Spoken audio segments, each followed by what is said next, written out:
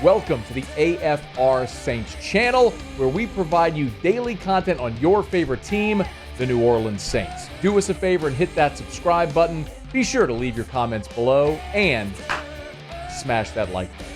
Who dat? The Saints lose to the Chargers 26-8. For the first time since 2005, the New Orleans Saints have lost 6 straight football games. It is a very unfamiliar situation for the Saints indeed.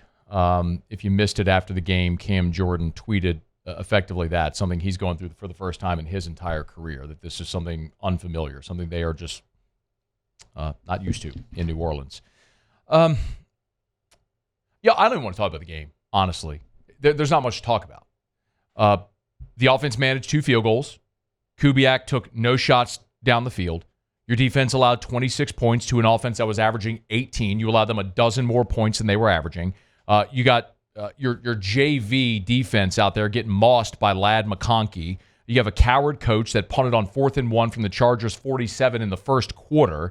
They had better coaches. They had better players. They had better uniforms. They got a better stadium. They got better weather. They're better in every way. They're better in every way. And you lost. You lost your 6 straight. You stink. You're miserable. If this ain't rock bottom, I don't know what is. I don't know. I know it's rock bottom. Lose this week at Carolina. By the way, as bad as you are, you're a 5.5-point favorite at Carolina, which tells you how bad they are. Go lose this week. Go lose this week and you'll feel rock bottom. I don't care about this game.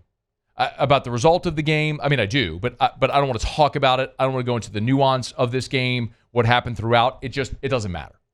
Because there are far and much greater, bigger issues right now that we have to discuss.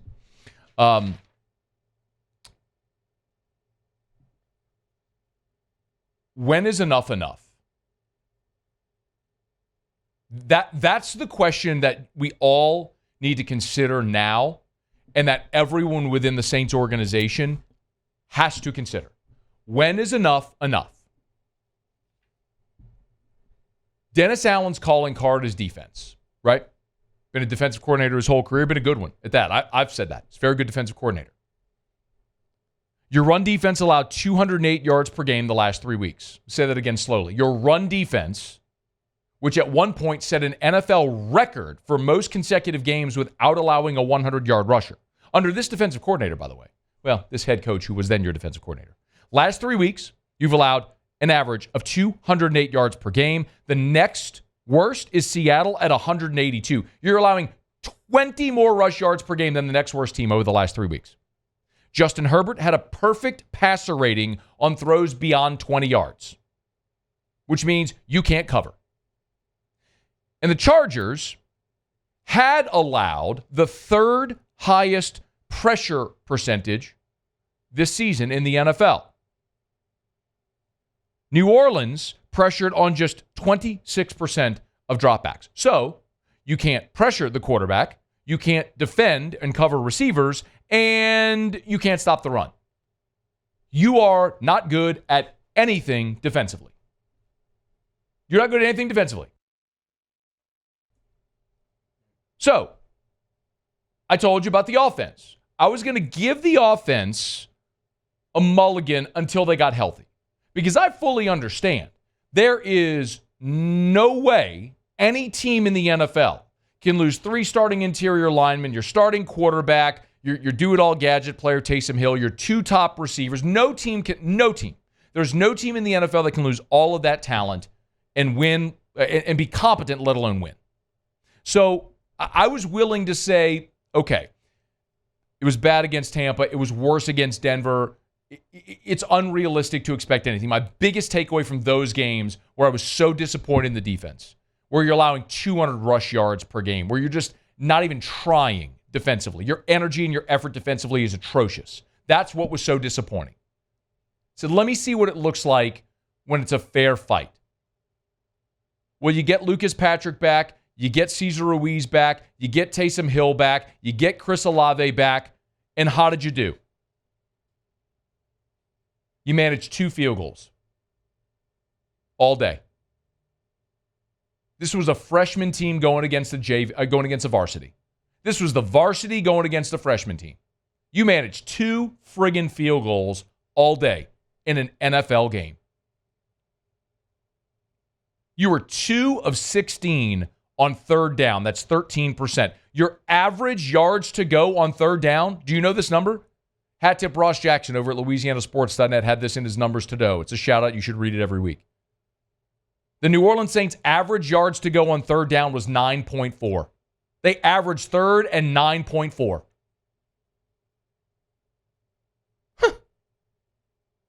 Let me ask you a question. Do you think the New Orleans Saints, do you think this team, the team you saw on Sunday against the Chargers, do you think this team is Derek Carr away from being a contender? You know the answer. Do you think this team is Derek Carr away from being a contender? Hell no. They're a joke. They're 2-6. Your roster is old and unimpressive. Derek Carr comes back, you're better. Undeniably, you're better than you are with Rattler or Haener. Said that the day he got hurt, sitting right in this chair. Had some moron on Twitter yesterday try to tell me, oh, Matt said Rattler's awesome. Never did. Actually went and clipped the show, tweeted at him because he's an idiot. People hear what they want. What I said was, there is no way in no reality where you are better this year with Rattler or Haener than you are with Derek Carr. But Carr has a low ceiling. I'm interested to see what Rattler may look like, and it ain't look good. Didn't look good with Haener either. Not saying they won't ever be good players, but they're not right now.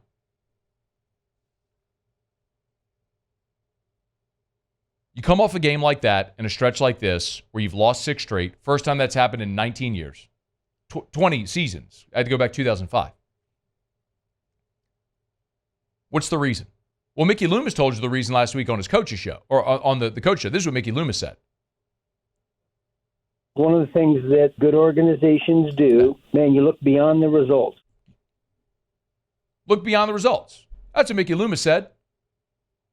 Good organizations look beyond the results. You don't look at the fact that you've lost 6 straight.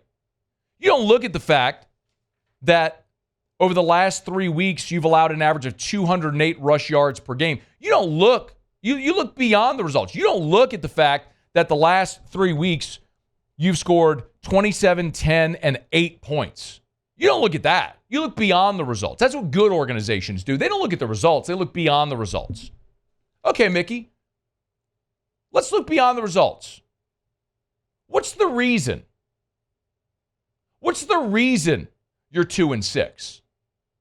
What's the reason your defense stinks? Your offense goes on the road against the Chargers and puts up 2 field goals. What's the reason? Oh, I know. Your head coach is 26-51 all time. What's the reason you're 2-6?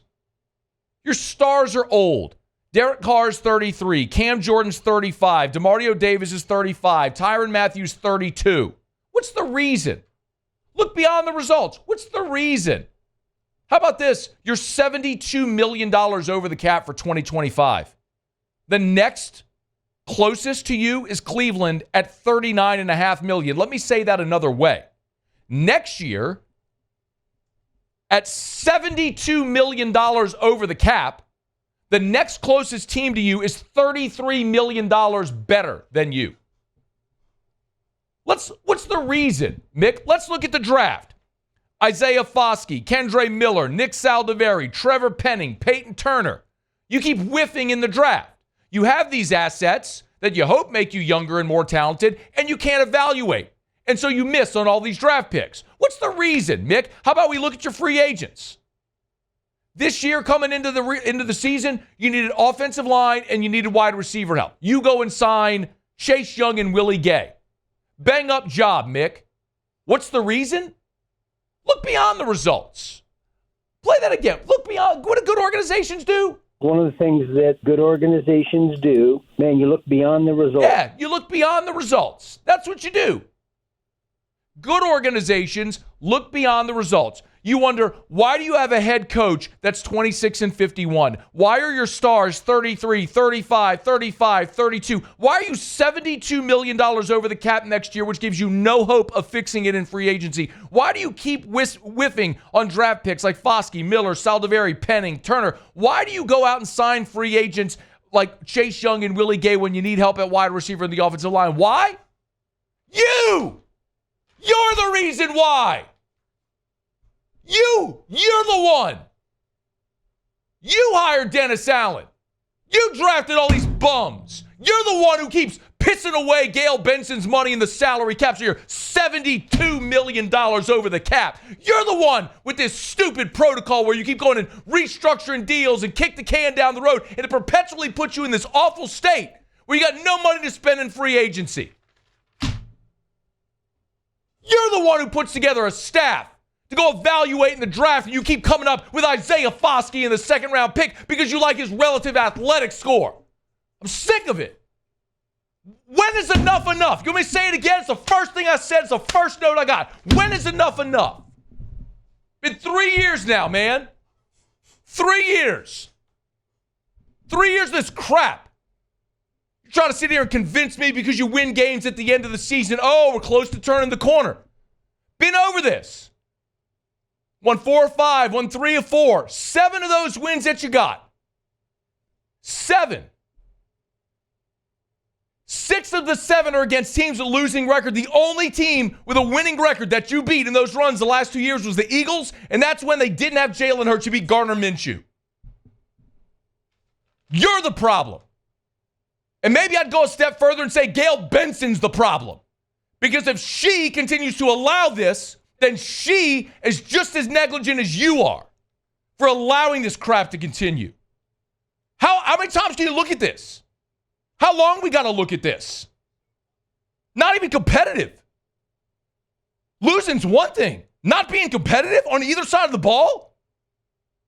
And then when you look to the future, you realize, man, why do I have any confidence in this front office's ability to draft? They keep missing. Oh, let's go to dress it in free agency. Okay, we're $72 million over the cap. Why? Because of you. Sit here and tell me what good organizations do like you know what a good organization is. The worst organization in the NFL right now. It's a mouthful, man. You're right up there with the friggin' Raiders. I can handle losing if you tell me there's a path to winning. If you got to go through it to get somewhere. But your approach has been, hey, we're close. And you're friggin' blind. Everybody can see it except the people making the decisions. And if Gail Benson isn't going to step up and fire Mickey Loomis's ass, then she got to go too. The hell of it is it's her team. No succession plan in place, no reason for optimism whatsoever. I've reached my breaking point with this team. And it ain't because they lost to the Chargers. I didn't think they were going to beat the Chargers. But when you go out and you're routinely not competitive, and the people in charge continue to act aloof as if they don't care when you and I care more than they seemingly do. And I'm not talking about the players. I believe Cam Jordan cares. I believe Demario Davis cares. Tyrann Mathieu cares. I believe that. They're the ones busting their ass, getting their heads kicked in every week. But organizationally, you ain't no better. You ain't even close to getting better. And the people that make the decisions aren't interested in getting better. They're interested in being right. It's a terrible place to be as a leader. Acknowledge when you made a mistake and fix it. Won't do it. So instead, hey, bro, give me the shovel. Let me keep digging deeper. Ain't my money. Oh, we're close. What do good organizations do? What do good organizations do, man? One of the things that good organizations do, man, you look beyond the result. Yeah, you wouldn't know because you're not a good organization. You're not a good GM. You're a laughing stock, and you're the worst general manager in the league right now, which is why you're on par in a nosedive right now with Carolina. Come on, Gail Benson. It's your turn to step up. I like when an owner hires good people and gives them the space and the resources they need to do their job. But at some point, when the results are, and yes, when the results are what they are, you have got to step in and say, this is unacceptable, and you make a change. That's the reality of everybody in management, every leader, anywhere. You've got to be willing to acknowledge when something isn't going right, and you've got to fix it. Now it's on Gail Benson because it's clear Mickey Loomis ain't going to do it. Hey, thanks so much for watching. Please leave your comments. I love to interact, and be sure to hit the red subscribe button below.